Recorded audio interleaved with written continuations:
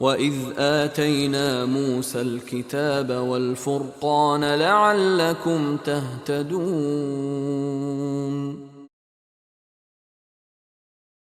اور یاد کرو جب ہم نے موسیٰ کو کتاب اور حق و باطل کے درمیان فرق کرنے والی چیز عطا کی تاکہ تم ہدایت پا سکو۔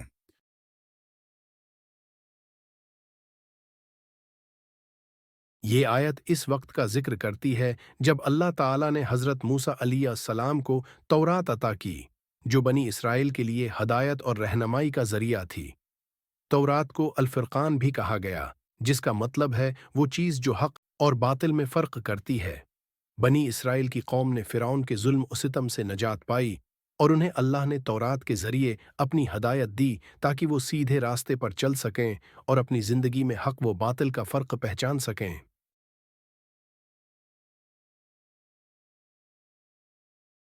یہ آیت اللہ کی طرف سے حضرت موسیٰ علیہ السلام کو دی گئی کتاب تورات کی اہمیت کو بیان کرتی ہے۔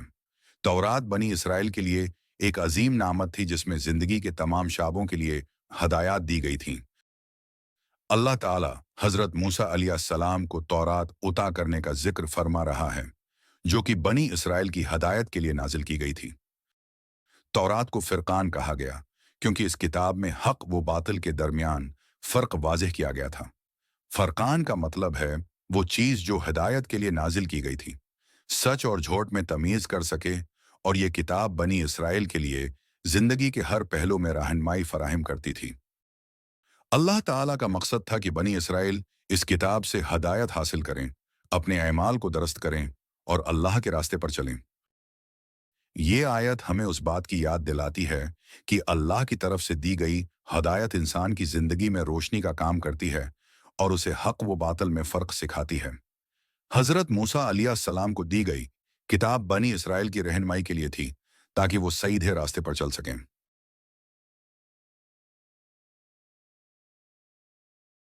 اللہ کی ہدایت کا نظام۔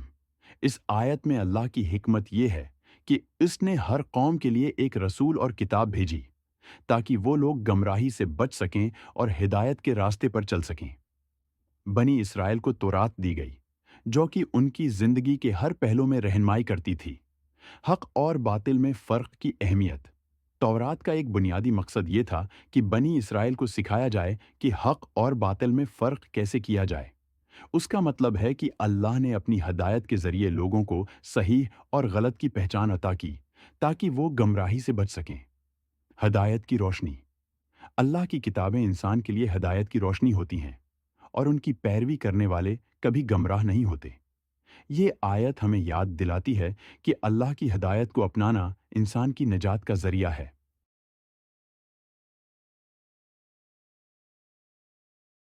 تورات کی عطا۔ اللہ نے حضرت موسیٰ علیہ السلام کو تورات عطا کی، جو بنی اسرائیل کے لیے ہدایت کا ذریعہ تھی۔ فرقان کا مطلب۔ تورات کو فرقان بھی کہا گیا کیونکہ اس میں حق اور باطل کے درمیان فرق کرنے کی صلاحیت موجود تھی۔ ہدایت کا مقصد۔ اللہ تعالیٰ نے تورات بنی اسرائیل کو اس لیے دی تاکہ وہ ہدایت پا سکیں اور حق و باطل میں تمیز کر سکیں۔ ہدایت کی اہمیت۔ اس آیت سے معلوم ہوتا ہے کہ اللہ کی ہدایت کی پیروی کرنا انسان کی زندگی میں رہنمائی اور نجات کا ذریعہ ہے۔ یہ آیت ہمیں اللہ کی دی ہوئی کتابوں اور ان میں موجود ہدایات کی اہمیت کا درس دیتی ہے، اور ہمیں حق اور باطل میں فرق کرنے کی قدرت عطا کرنے کی طرف اشارہ کرتی ہے۔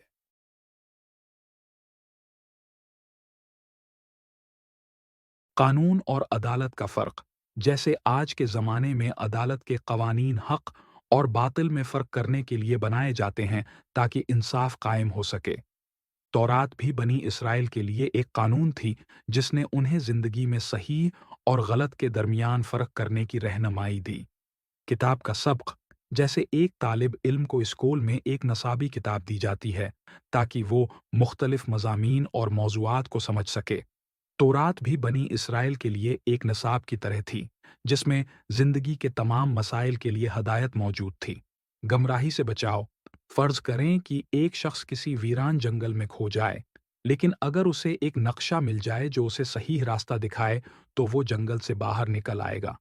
तौरात बनी इसराइल के लिए ऐसा ही एक नक्शा थी जो उन्हें गमराही से बचाकर हदायत की तरफ लाती थी। रोशनी का चिराग, जैसे एक अंधेरे कमरे में रोशनी करने के लिए चिराग जलाया जाए ताकि सब कुछ वाज़ेह हो जाए। तौरात भी बनी इसराइल के लिए एक रोशन चिराग की तरह थी, जिसने उनकी ज़िंदगी के अंधेरे में रोशनी की। इस्ताद की हिदायत, जैसे एक उस्ताद अपने शागिर्दों को मुख्तलिफ मज़ामीन की हिदायत देता है ताकि वो इनमें कामयाब हों, अल्लाह ने भी बनी इसराइल को तौरात दी ताकि वो इसकी हिदायत की रोशनी में ज़िंदगी बसर करें और दुनिया व आखिरत में कामयाब हों।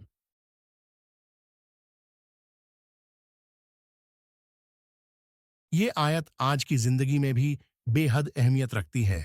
अल्लाह ने बनी इसराइल को तौरात दी और आज मुसलमानों को कुरान मजीद अता किया, जो हमारी जिंदगी के लिए हिदायत और रहनुमाई का जरिया है। जैसे तौरात ने बनी इसराइल को हक और बातिल में फ़र्क करने की तालीम दी, इसी तरह कुरान हमें सही और गलत, हलाल और हराम, अदल और जुल्म में फ़र्क करने की रहनुमाई देता है। आज के दौर में हदायत, आज हम भी मुख्तलिफ चीलिंग्स, फितनों और गमराहियों का सामना करते हैं। हमें अपनी ज़िंदगी में कुरान की तालीमात को अपनाना चाहिए ताकि हम अल्लाह के बताए हुए सही रास्ते पर चल सकें।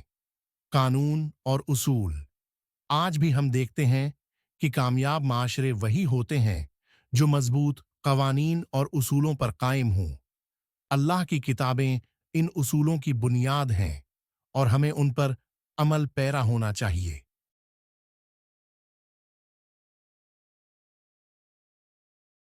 अल्लाह की हदायत पर अमल करना, अल्लाह की तरफ से नाजिल की गई हदायत पर अमल करना हर दौर में ज़रूरी है। जैसे बनी इसराइल को तौरात दी गई ताकि वो हक और बातिल में फ़र्क करें, वैसे ही आज हमें कुरान की पैरवी करना है चाहिए ताकि हम सही रास्ते पर चलें।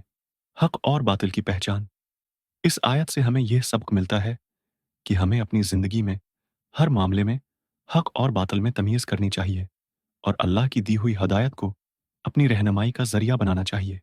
शुक्रगुजारी का दर्स, ये आयत हमें यह भी सिखाती है कि अल्लाह की हदायत एक अजीम नामत है और हमें उस पर शुक्रगुजार होना चाहिए। जो कौमें अल्लाह की हदायत की कदर करती हैं, वो कामयाब होती हैं।